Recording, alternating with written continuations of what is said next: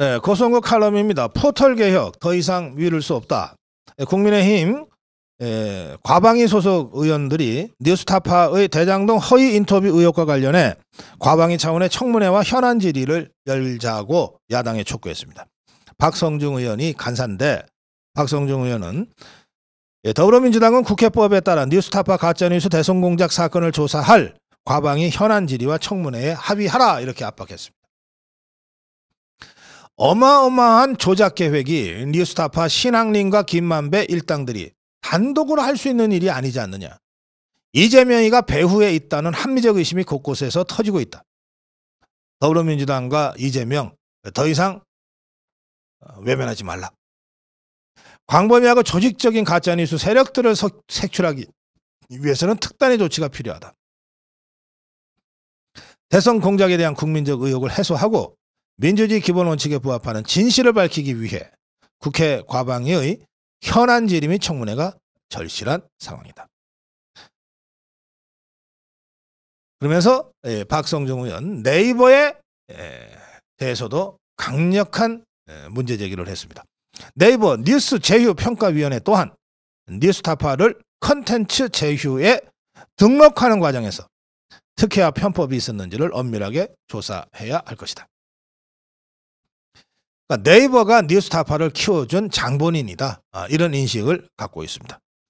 그래서 국민의힘은 네이버, 다음 등 대형 포털과 가짜뉴스를 양산하는 일부 유튜브들을 손볼 참이라고 합니다.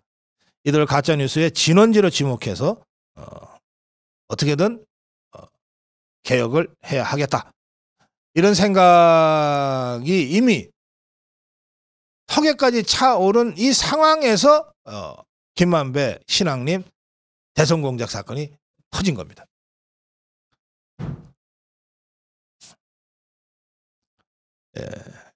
국민의힘은 이번 허위 인터뷰 의혹 전부터 포털과 유튜브를 주요 개혁 대상으로 보고 있었어요. 박대출 정책위의장은 포털에 윤석열 이렇게 검색하면 비판 기사가 더 많이 나온다. 이거 알고리즘에 문제가 있었던 건 아니냐. 당 미디어 법률단은 친야 성향 유튜브 채널 고양이 뉴스 유튜브 김어준을 경찰에 고발한 바가 있습니다. 이동관 방통위원장은 국회에서 특정 매체가 가짜뉴스의 원천 역할을 하고 포털 유튜브를 통해 확산시키는 조직적 악순환을 근절할 수 있도록 대응하겠다고 강조한 바가 있습니다. 이 문제와 관련해서 아시아투데이는 오늘 전면 사설에서 네이버 개혁을 강력하게 주장했습니다. 대선 가짜뉴스 초고성능 스피커 네이버를 그냥 둘 것인가. 이 아시아투데이가 이 네이버를 헌법소원 제기하지 않았습니까? 이 네이버가 언론 위에 군림하는 권력, 자유민주주의를 훼손하고 있는 권력이다. 언론을 독점하는 빅브라더 네이버가 언론의 자유를 제한할 뿐만 아니라 가짜뉴스를 널리 유통시키는 초고성능 초대형 스피커 역할을 함으로써 유권자들을 선전선동 도구로 타락시킬 수 있다. 가짜 여부를 검증할 시간이 너무나도 부족한 시점인 딱 대선 3일 전 대장동업자 김만배가 허위 인터뷰를 제작해서 윤석열 대통령을 대장동 사건에 연루시키려고 했던 가짜뉴스가 뉴스타파에서 보도가 된 이 사건. 이 가짜뉴스는 KBS, MBC 등 공영방송에서 기초적 사실 확인도 없이 전파를 탔고 네이버는 이 가짜뉴스를 퍼나르는 초고성능 초대형 스피커 역할을 했다.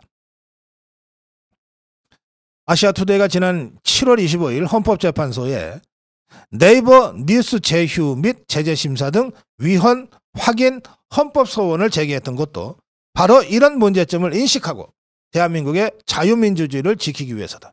사실 네이버의 언론 군림에 따른 문제는 여야 의원들 다 인식하고 있는 상황이다.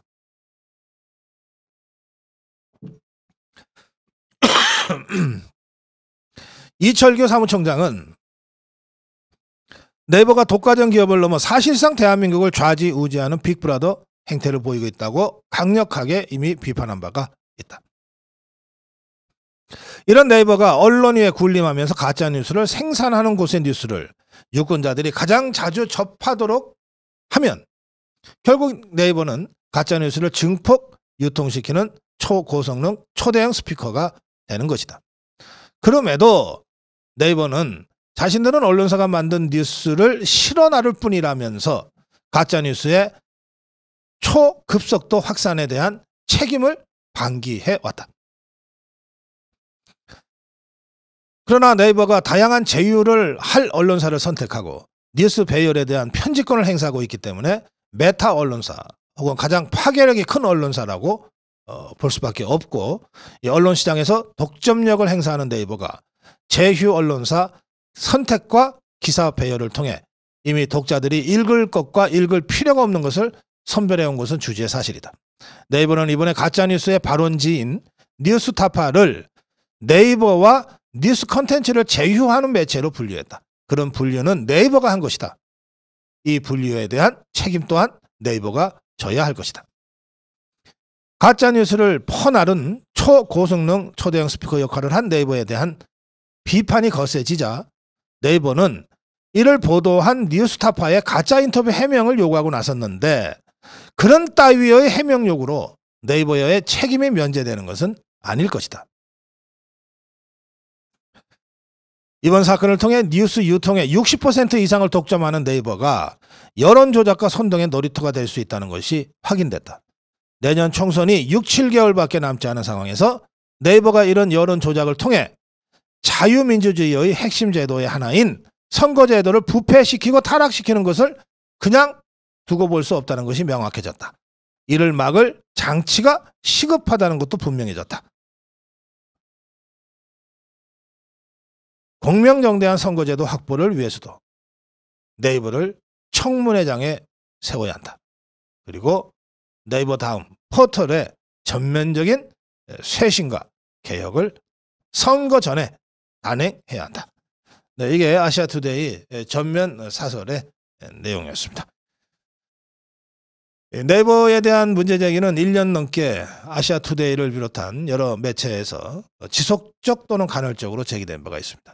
저도 여러 차례 이 문제를 논평했고, 또 국민의힘에서는 이철규 사무총장, 박대출 정책위 의장, 그리고 오늘 언급된 과방위의 박성중 간사가 집요하게 이 문제를 제기해 왔습니다.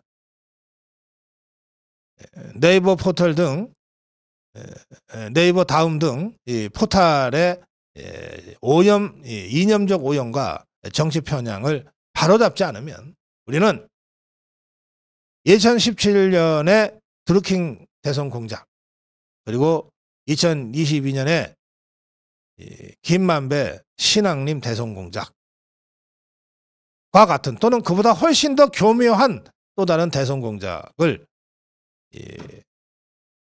포털 SNS를 통해서 다시 경험하게 될지도 모릅니다. 선거에서는 이기고 개표에서는 지는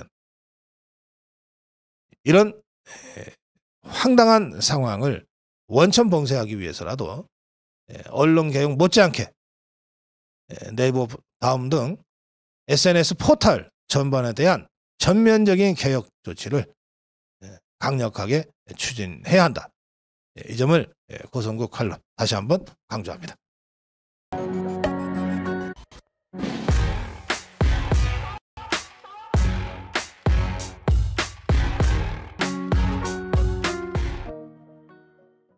네, 오늘 고성국 칼럼은 어설프게 퇴로를 주어서는 안 된답니다. 이재명이가 이종석 국방부 장관 탄핵을 공식 추진하겠다고 밝혔습니다. 이게 무슨 탄핵거리입니까? 참네 정말. 이 단식이 장기전으로 들어가고 있고 어떻게든 이 단식을 이제 끝내고 싶어 하는 것 같아요, 이재명이가. 그래서 정가의 보도처럼 오늘 어제죠.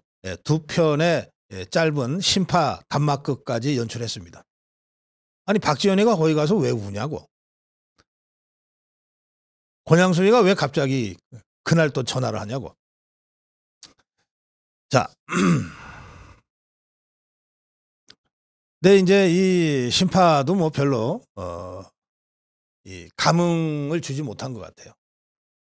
이 단식을 끝내긴 끝내야 되겠는데 이거 어떻게 끝내야 될지 모르겠다. 이 고심하던 이재명이가 국방장관 탄핵 카드를 꺼내들었는데 이거 참 묘합니다. 보세요. 이게 이재명이가 먼저 탄핵하라 하고 카드를 꺼내든 게 아니에요. 언론에서 한 일주일 전부터 무슨 근거를 갖고였는지 몰라도 언론에서 이종석 국방장관 뭐 경질 뭐 무슨 신원식이 유력 막 이런 보도가 나기 시작했잖아요.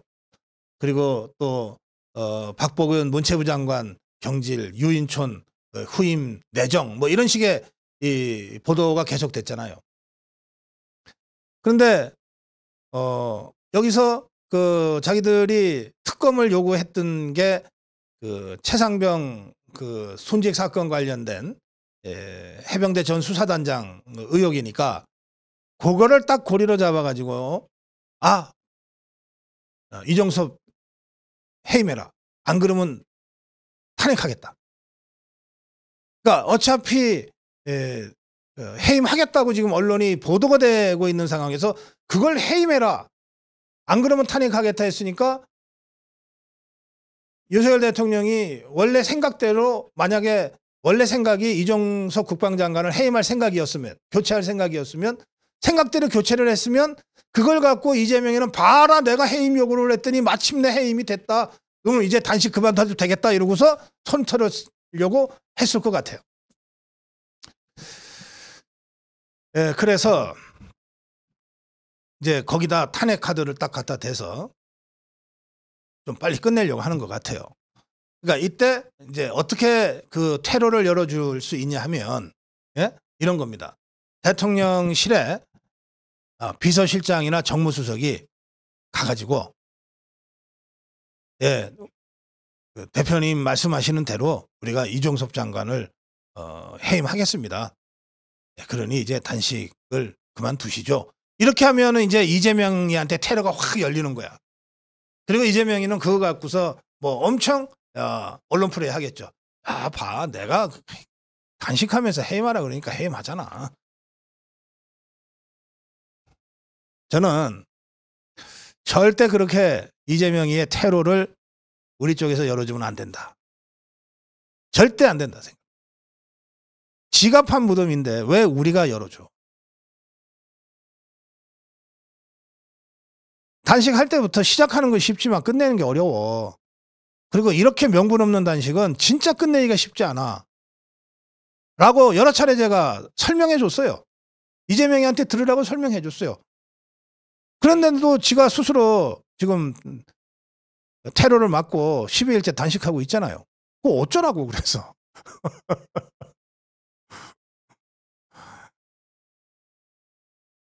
애 땡깡 쓸 때 자꾸 오냐오냐 해주면 버릇만 나빠집니다.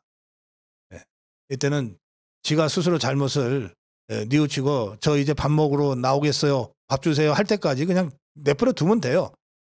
그러니까 절대 이 상황에서 정치적 해법 운운하면서 무슨 통콘 정치 운운하면서 무슨 테러 만들어주려고 하지 마라 이 말이에요. 당도 그래서는 안 되고 대통령실은 더욱이나 그래서는 안 된다는 겁니다. 대통령실이 뒤늦게 그렇게 하는 순간 대통령과 이재명 간의 1대1 양자구도가 만들어진다고요. 이재명이가 밥까지 굶어가면서 의도했던 게 뭡니까? 전국은 윤석열과 이재명 둘이서 만들어가는 거야. 이거를 국민들한테 알리고 싶었던 거거든요.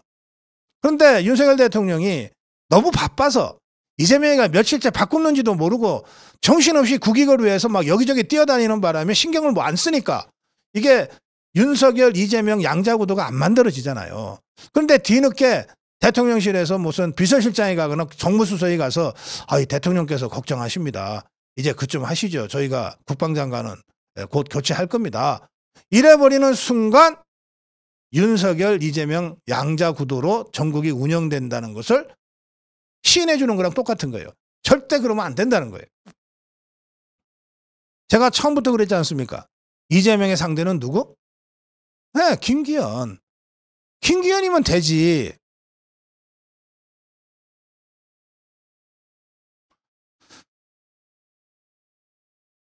네.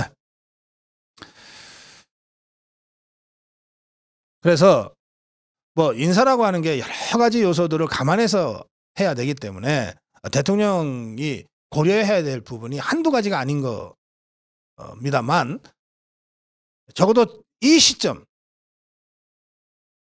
이재명이가 어떻게든 이 단식의 출구를 마련하려고 느닷없이 탄핵 카드를 꺼내든 이 시점에서는 이종섭 장관 경질하면 안 된다는 거예요.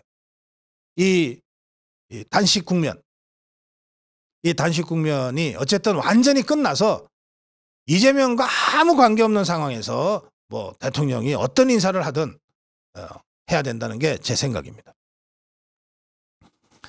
이 단식으로 이 전국 상황을 꼬이게 만들고 이걸 또 풀어가게끔 자기들 딴에는 정치력을 발휘하고 하려고 했던 일들이 한두 번이 아닙니다. 그러나 지금 더불어민주당 이재명의 그 탄핵, 단식과 탄핵은 그동안 한 번도 효과를 보지 못했어요. 이상민 장관 탄핵, 뭐 대단한 사건처럼 보였지만 바로 160 며칠 동안에 장관직만 못하고 그 바람에 수해대책 제대로 세우지 못해서 국민 피해만 커졌죠. 이게 더불어민주당이 얻은 정책 성과는 하나도 없지 않습니까? 박진 장관 탄핵하겠다, 뭐 한동훈 장관 탄핵하겠다, 원희룡 장관 탄핵하겠다. 심지어 이것들이 윤석열 대통령 탄핵 얘기도 시시도 때때로 꺼내고 그러잖아요. 이 탄핵 협박, 이거는 이제 그야말로 녹슨 칼이에요. 마음껏 꺼내서 흔들다가 제풀에 지쳐서 집어넣으라 그러죠. 이런 상황에 대해서 퇴로를 열어줘서는 안 된다.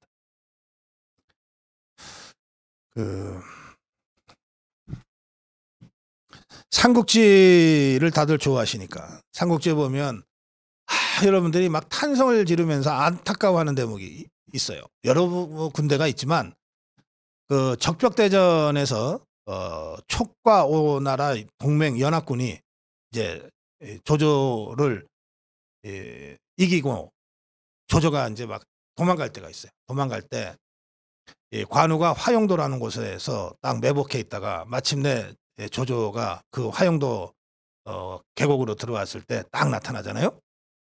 그러니까 조조가, 이게 소설이니까 그렇죠. 소설이니까 조조가 막 말에 내려서 막 눈물을 뚝뚝 흘리면서 막 한 번만 살려주세요 막 그러니까 관우가 한참 고민하다가 이 사나의 의리를 어쩌지 못하고 도망가게 내버려 둔다, 이 대목 있잖아요. 예, 이 대목, 이게 소설입니다, 소설. 근데 이 대목을 보면서 이 관우가 그저 용렬한 용장에 불과하다는 거를 많은 사람들이 한탄을 하죠. 예. 그때 살려 보내는 바람에 결국은 천하의 패권은 조조와 위나라가 잡게 되죠.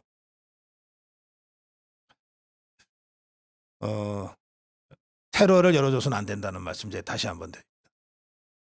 스스로 사지를 찾아 들어갔는데 쓸데없이 큰 정치 어쩌고 저쩌고 하면서 이재명이한테 명분을 주고 물밑에서 뭘 테러를 열어주려고 하지 마라. 끝까지 밀어붙여라. 고성국 칼럼이었습니다.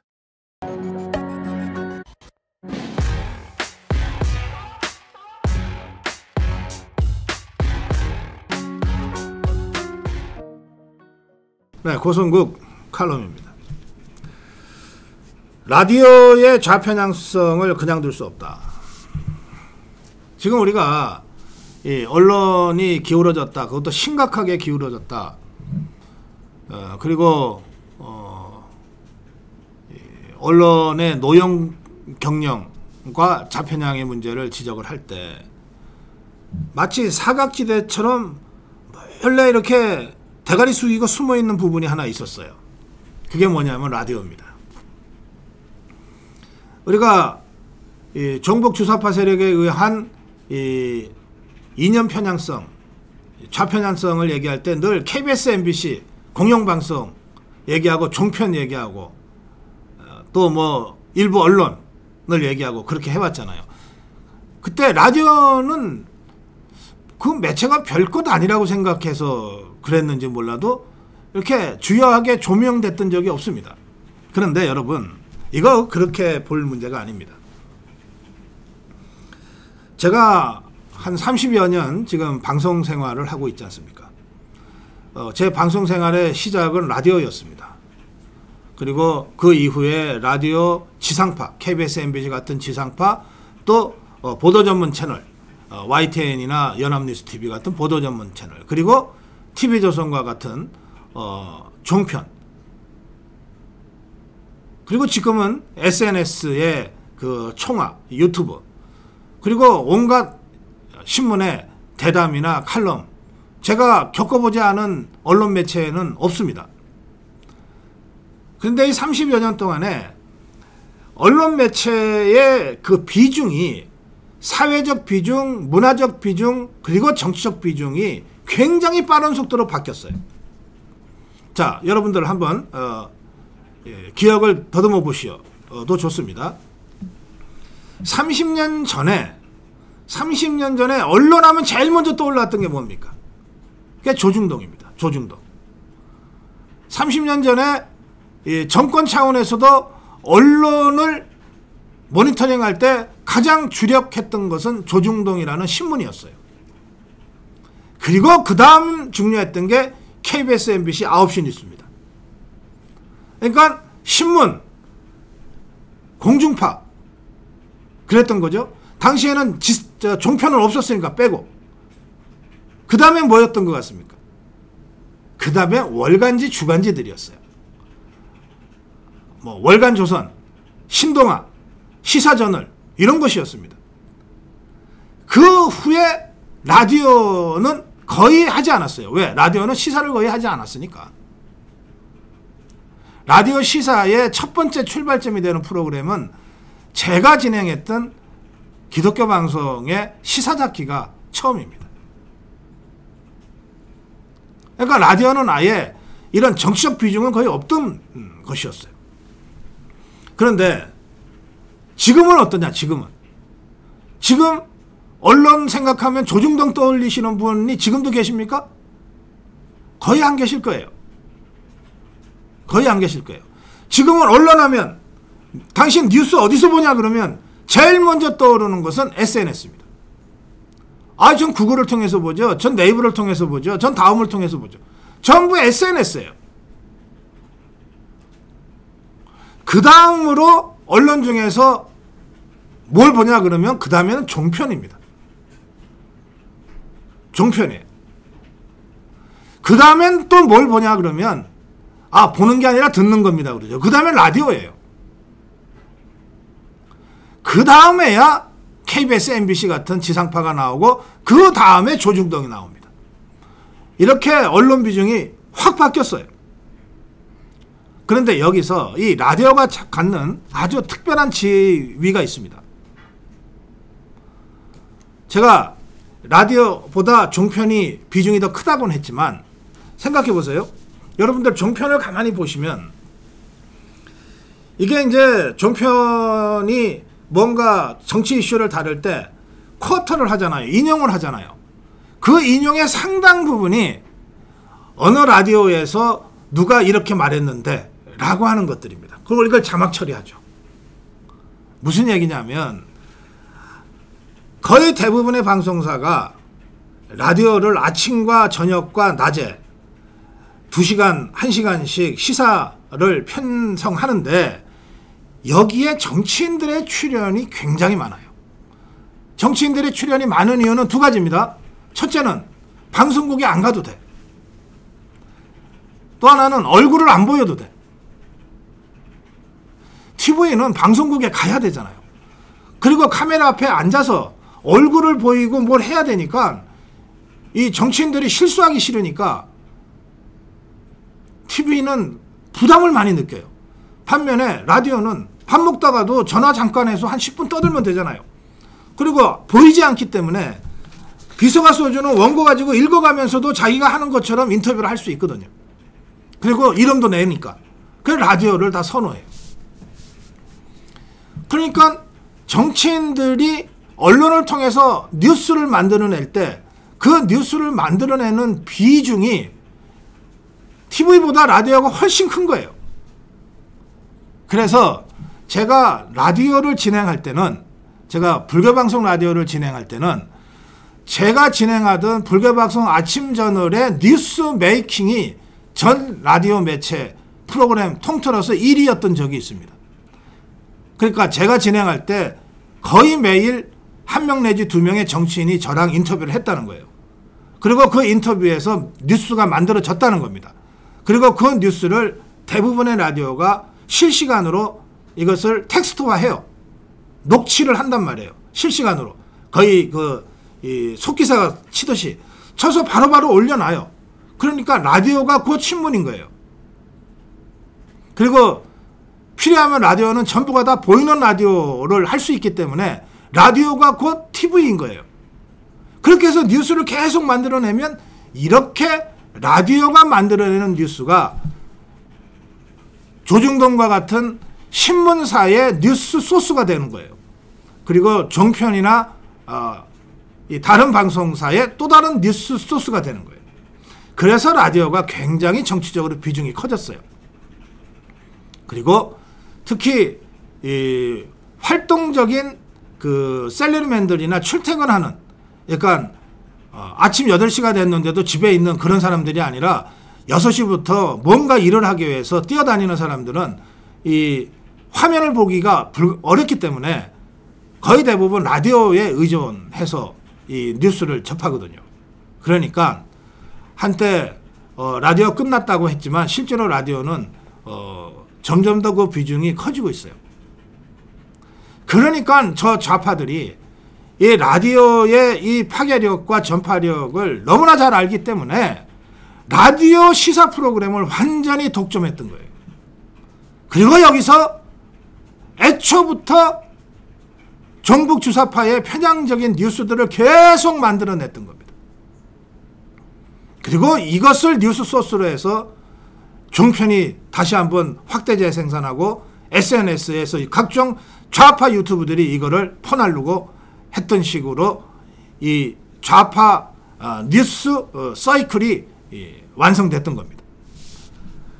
그 대표적인 이 라디오, 그게 바로 TBS입니다. 교통방송이 라디오예요. TV가 아니에요.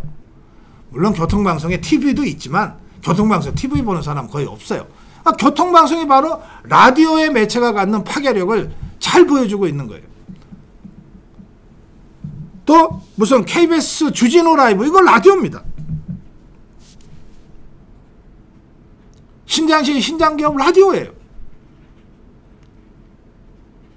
그래서 제가 이 라디오가 갖고 있는 그 전략적 중요성을 다시 한번 여러분께 말씀드리면서, 매번 이 언론개혁을 얘기하면 KBS, MBC, 지상파, 그 다음에 종편, 그리고 신문, 이렇게 얘기하고 라디오를 건너뛰는데 그거 그럴 문제가 아니다는 거예요. 이제는 네이버 다음과 같은 포털이 제일 중요하고, 그 포털이 제일 중요하고, 그 다음에 사실은 종편보다도 라디오가 더 중요하다, 정치적으로.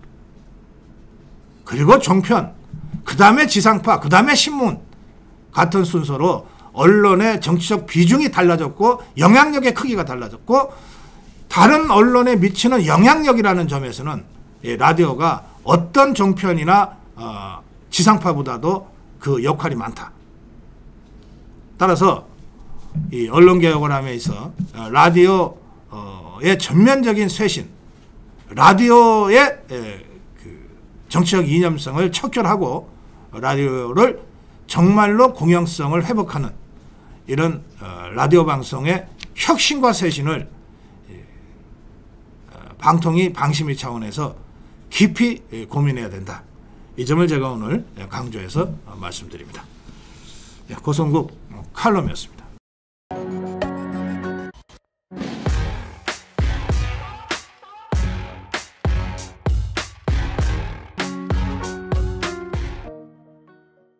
네, 고성국 칼럼. 종북 연예인 퇴출과 문화다양성 회복을 기대한다. 네, 어제 윤석열 대통령은 국방부 장관 후보자로 신원식 의원, 문체부 장관 후보자로 유인촌 특보, 그리고 여가부 장관 후보자로 김행을 지명했습니다.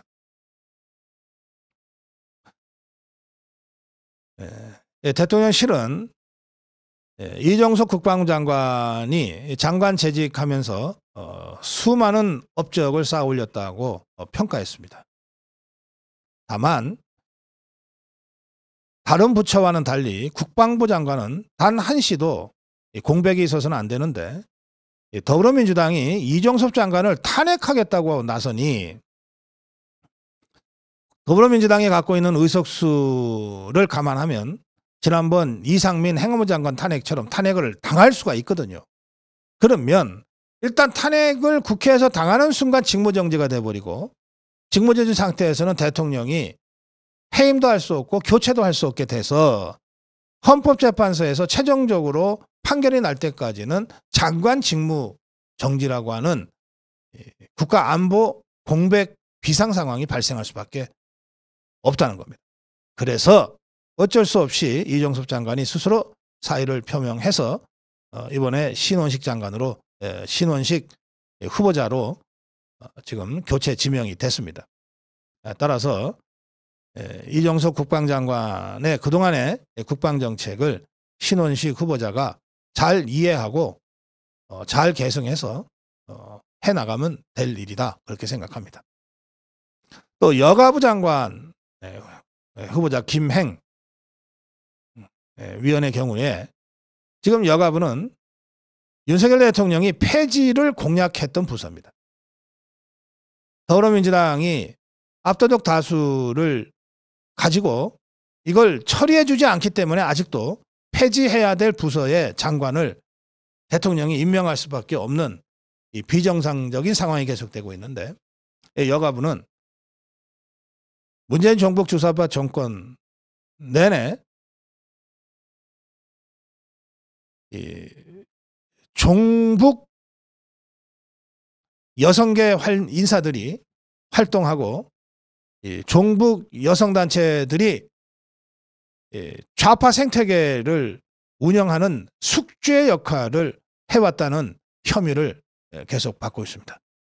따라서 김행윤 후보자가 여가부 장관으로 임명이 된 것은 곧 없어질 부처의 마무리 작업을 잘 하라는 취지의 인사이기 때문에 따로 김행 후보자에게 뭘 다른 거를 요구할 상황은 아니다, 저는 그렇게 판단합니다.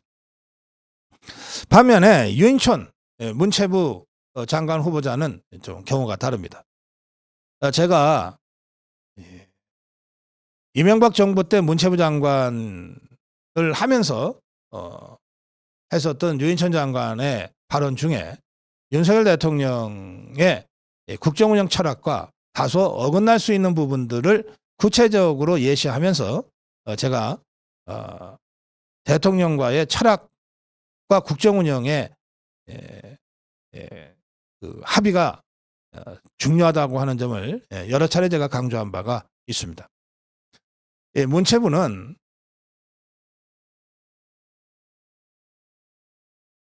국민들의 체감도가 가장 높은 정부 부처입니다. 문체부가 담당하고 있는 업무 영역이라고 하는 것이 우선 신문이 있습니다. 방송에 온갖 방송의 프로그램들이 있어요. 그게 다 문화 영역 아닙니까?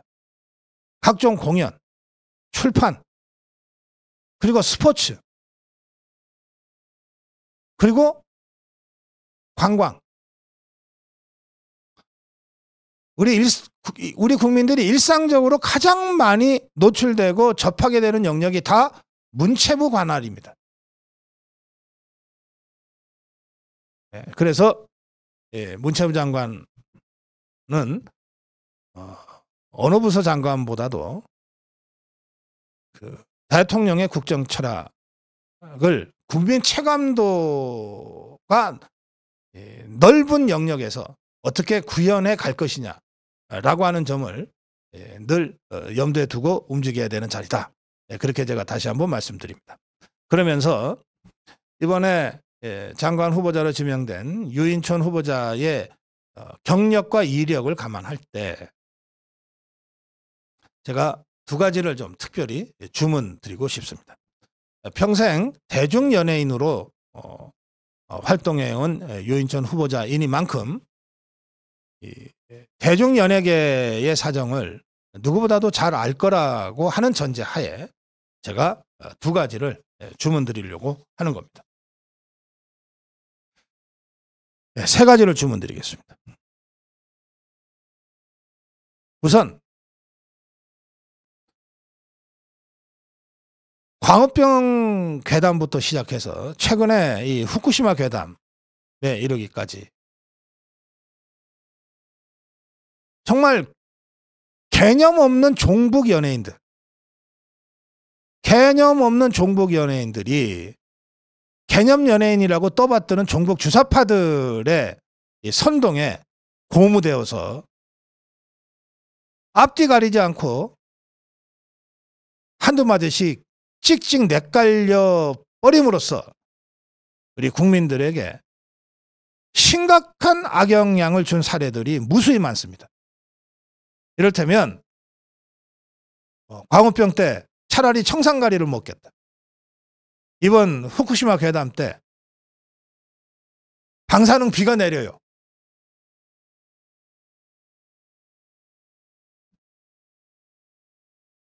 이 연예인이라고 하는 것은 다양한 이유와 요소로 팬덤을 갖고 있는 사람들입니다. 조건 없이 좋아하는 팬덤들이 있어요. 그 개딸들이 어떻게 이재명 같은 사람을 좋아할까 이해가 잘 안 되잖아요. 정상적, 상식적으로. 그러나 그런 개딸들이 존재하듯이 차라리 청산가리 먹겠다고 하는 자도 팬이 있고 방사능 비가 내려요 하는 자도 팬이 있는 거예요. 조건 없이 좋아하는 그 팬들은 청산가리 발언이나 방사능 발언에 따라가게 돼 있어요.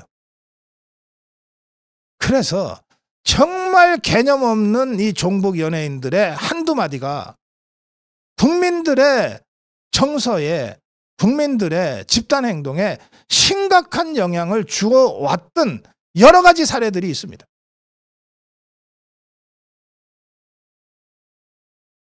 어떤 분은 무슨 개념 연예인이야. 개념은 없고 계산만 있는 것들이지 라고 비하하시는데 그 말 맞아요. 이것들 개념은 없고 계산만 있어가지고 광우병이 우하고 나올 때는 이 말하면은 내가 인기 좀 얻겠네. 내 존재감이 좀 드러나겠네. 이러고 심지어 청산가리 발언도 하는 것이고 이번에 후쿠시마 괴담 때도 야 봐라 이때 한마디 하면 뜨겠네 하고 방사능비 얘기할 수 있어요. 이렇게 했던 것들은 지금 세상이 바뀌었다고 생각해서 납작 엎드려서 대가리 숙이고 다 있습니다. 그렇다고 해서 이것들이 다시 그런 황당하고 엉뚱한 짓을 안 할 거라고 하는 보장이 없어요. 이들이 갖고 있는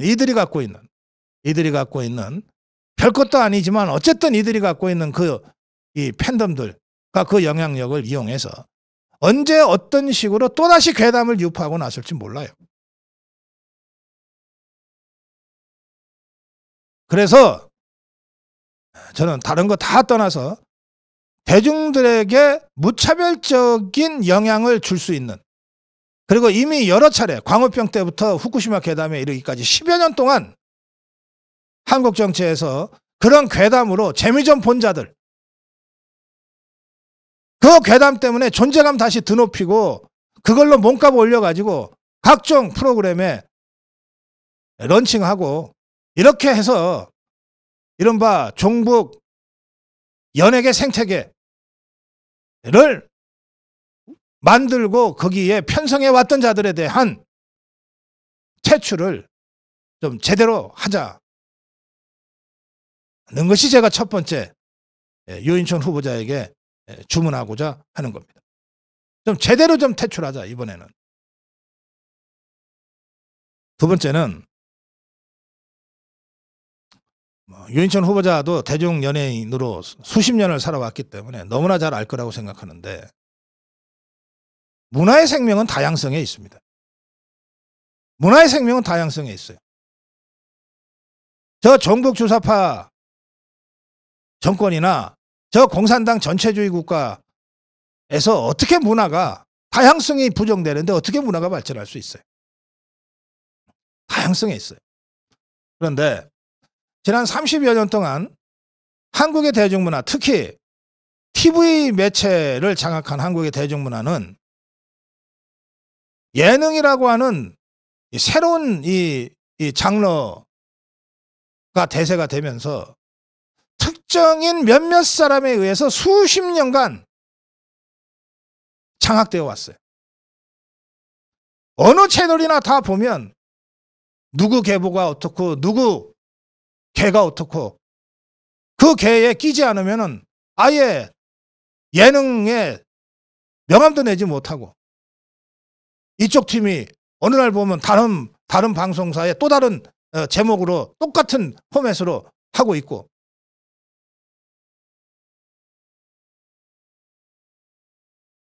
일반인들은 잘 모르지만 유인천 후보자는 정확하게 알 겁니다. 제가 구체적으로 이런까지는 제가 지금 말씀드리지 않고 있는데 지난 30여 년간 한국의 이 예능 연예계를 독과점적으로 지배해온 특정인들의 시대를 이제 끝내야 한다. 이것이 한국 대중문화의 다양성을 원천적으로 짓밟고 있는 가장 심각한 폐해다 라고 저는 생각합니다. 이 문제에 대한 자정 노력을 더 이상 미뤄서는 안 된다. 그다음에 세 번째입니다. 여러분들 많은 분들이 이미 그 문화학이나 인류학이나 사회학을 하는 많은 전문가들이 걱정하고 있는 게 있어요. 뭐냐?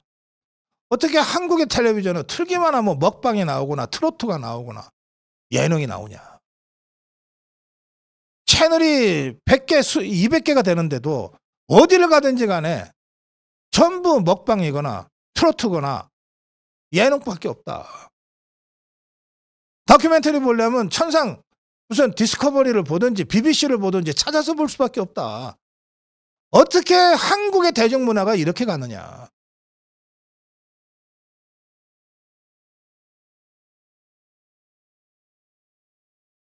이 문제도 결국 문화 다양성을 어떻게 해볼 것인가의 문제로 귀결됩니다.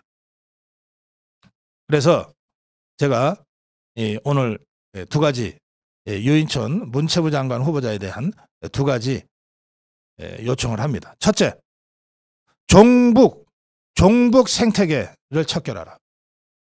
개념 없는 종북 연예인들에 대한 그동안의 행태에 대한 책임을 엄정하게 물어야 한다. 둘째, 문화 다양성 회복을 통해서 수십 년간 적체되어 온 그래서 국민들의 정신건강까지 야금야금 잠식하고 있는 오로지 시청률 하나만 가지고 국민들의 문화와 영혼을 잠식하고 독점하고 있는 이 문화 폐쇄성을 타파하고 문화 다양성을 회복하기 위한 전면적인 문화개혁을 추진해야 한다. 이 두 가지를 제가 주문드립니다. 고성국 칼럼이었습니다.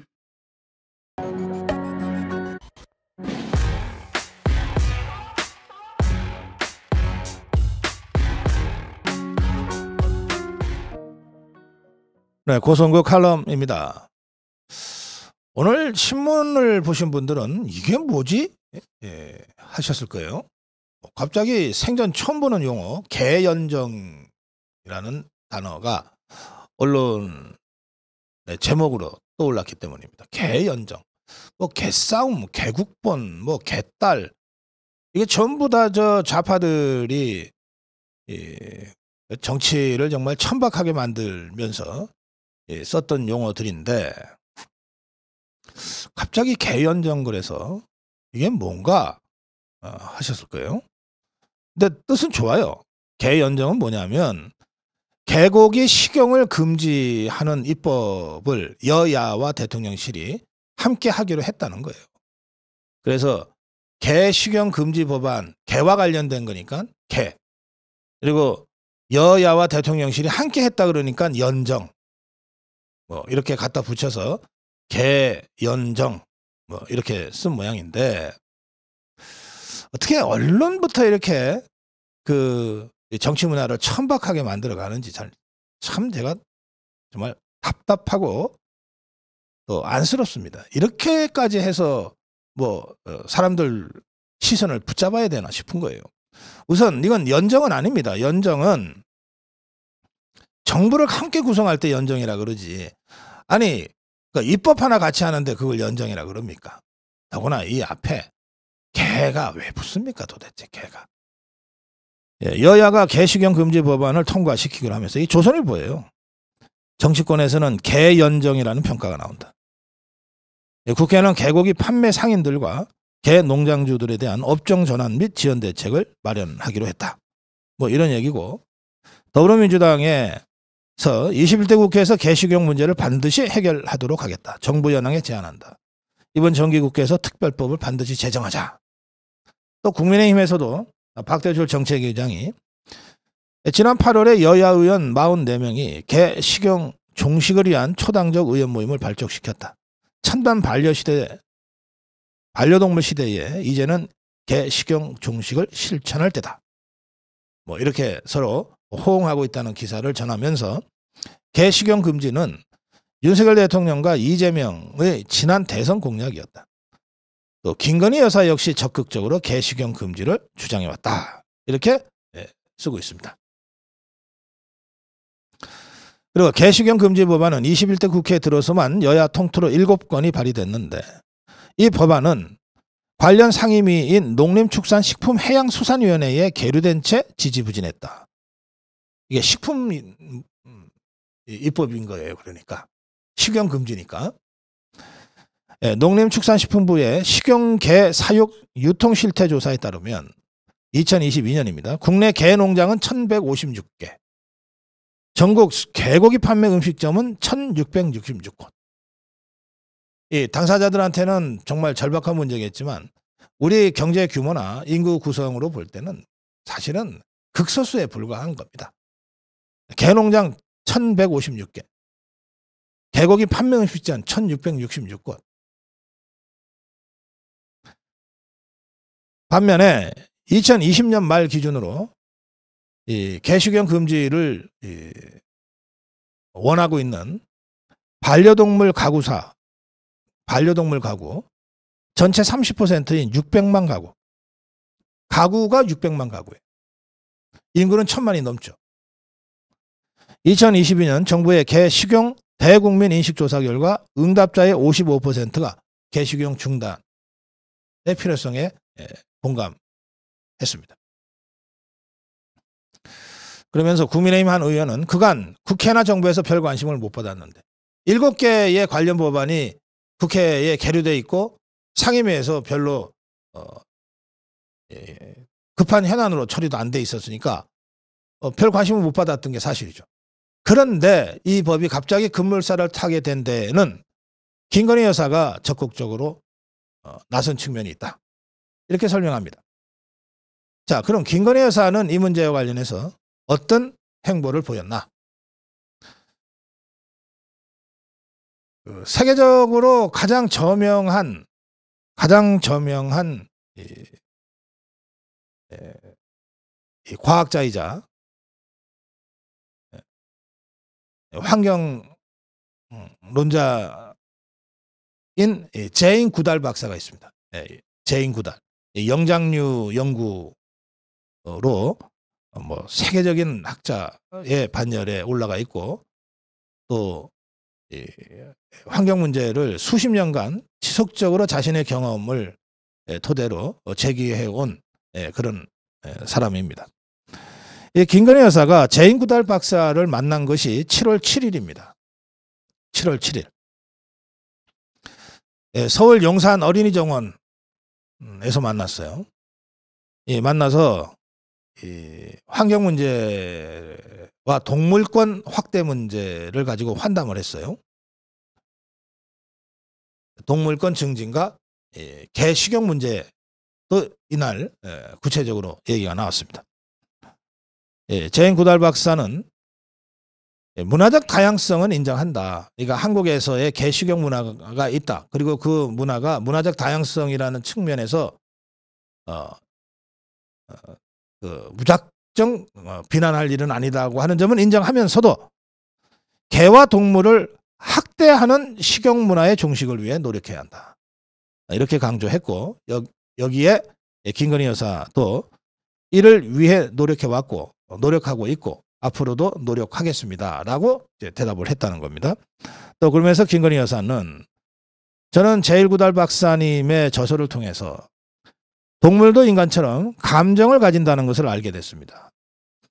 저도 반려견, 반려묘를 입양해서 함께 생활하면서 동물과 생명에 대한 이해가 깊어졌습니다. 그러자 재인구달 박사도 나도 반려견과 함께 생활하고 있는데 내 반려견은 나의 동반자이자 스승이에요. 이렇게 서로 이제 대화를 나눈 겁니다. 재인구달 박사와 김건희 여사가 만났다는 사실은 그 당시에 많은 언론에 의해서 보도가 됐습니다. 재인구달 박사 워낙 영향력 있는 세계적인 석학이고 환경운동가입니다. 김건희 여사는 한 달쯤 뒤인 9월 9일 지난주입니다. 9월 9일 개 식용 종식을 위한 국민행동이라는 단체가 주최하는 기자회견장을 전격 방문했습니다.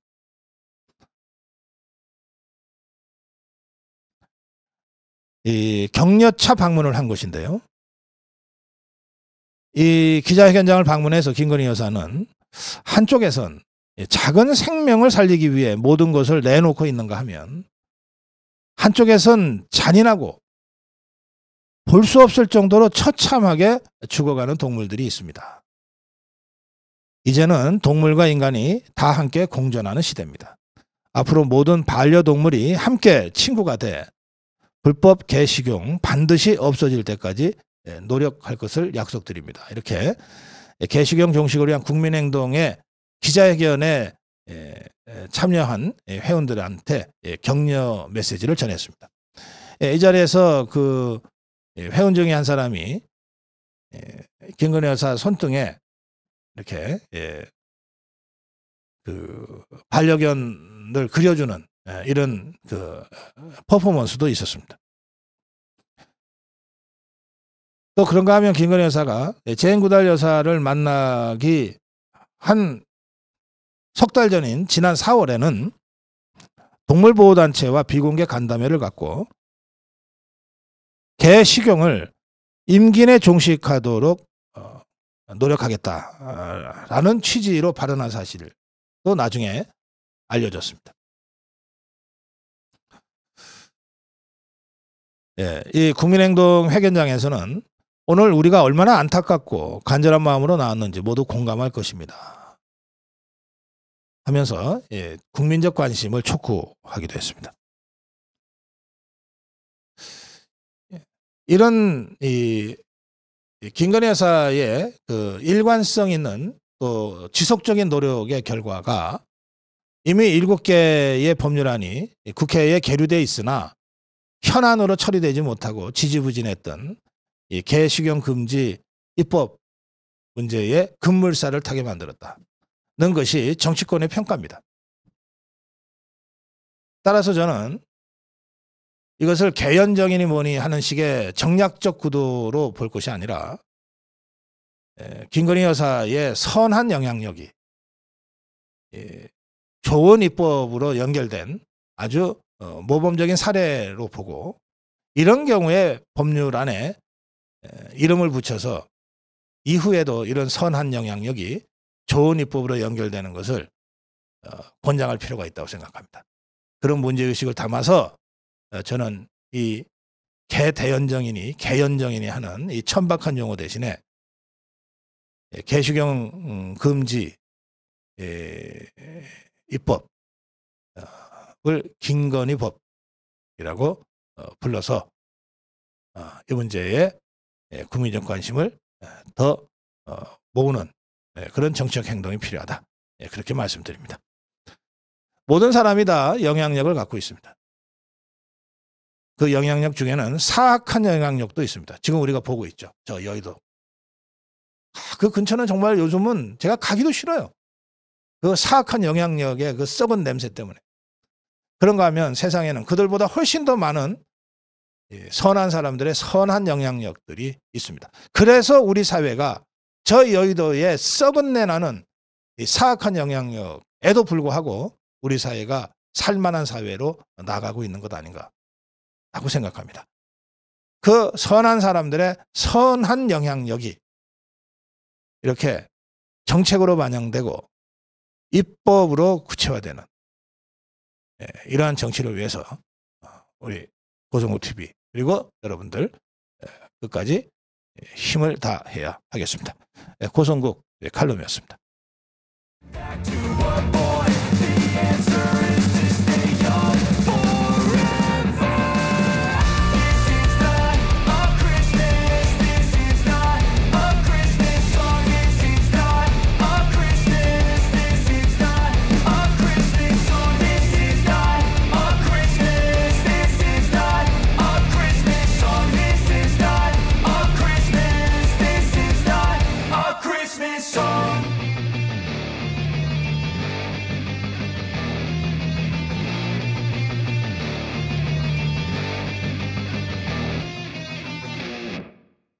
고성국TV는 자유우파의 유일 정론 방송입니다. 고성국TV는 윤석열 정권을 지켜내고 2024년 총선을 승리로 이끄는데 모든 힘을 다 쏟아부을 것입니다. 고성국TV가 어떠한 외압에도 흔들리지 않고 오로지 자유우파의 정론 방송으로 나아갈 수 있도록 후원해 주십시오. 지금 바로 010-9045-3010으로 전화 주십시오. 정론 방송으로 보답하겠습니다. 감사합니다. 고성국TV 화이팅!